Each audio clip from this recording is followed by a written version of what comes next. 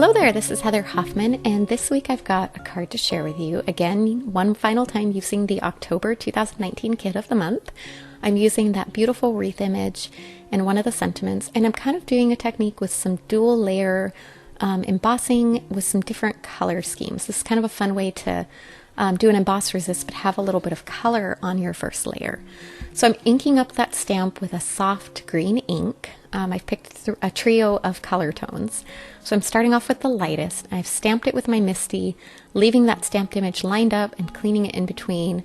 And then I'm going to stamp over the top of it with embossing, clear embossing ink. This is a watermark ink, and I'm making sure I get plenty on there because I'm going to sprinkle on some clear embossing powder as soon as I finish here. And over the top of that, then when I heat set that, I can do some ink blending over it, and it's going to hold that color fast so that as I do ink blending with darker colors over the top, you're not going to see that color get smudged and ruined. So I made sure I had an adequate amount of the clear embossing powder on, and then quickly ran my heat gun over there to heat set and finish off that image.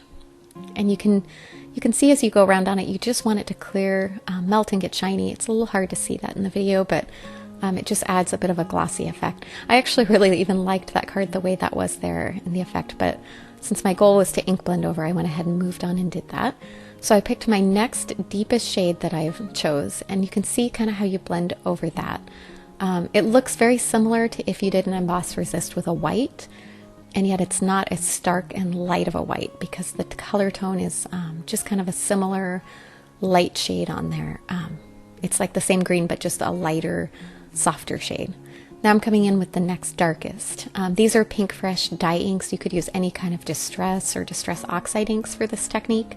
I chose these because they come in color trios, and because it was a dye ink, I knew I would get a beautiful stamped impression for the part that I was stamping with the wreath there. Now I came back in the very bottom with that same soft green color that I used to stamp the wreath, and just use that to fill in that white area on the bottom, just so I ended up with a fully covered image on there.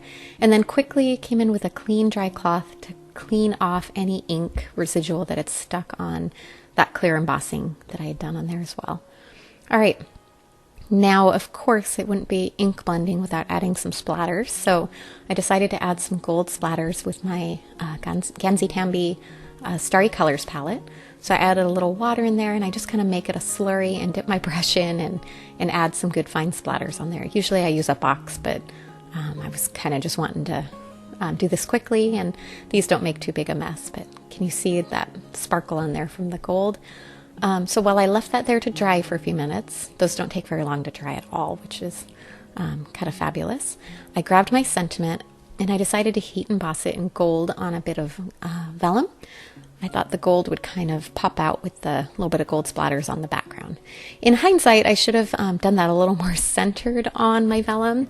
It would have given me a little more space to work with when I folded it around that panel, but I ended up lucking out because that sentiment was wide enough that I had just enough to be able to fold it around and bend it back behind, which you'll see in just a minute. I love how quickly vellum, when you heat set it, how quickly the embossing powder melts as well. Helps not warp the vellum if you just only heat set it long enough just to barely melt that embossing powder. All right, and you can see there I trimmed it down. I folded it around to the back, and then I'm going to add some good sturdy adhesive on the back side to hold that vellum in place. That way you don't have to worry about your adhesive showing, and it'll let it pop up off the background ever so slightly once you adhere it onto your background, since it's not glued into place. There you go, super simple, fun layers, lots of ink blending, and a touch of gold. Thanks so much for coming by today. I hope you enjoyed. Have a wonderful day.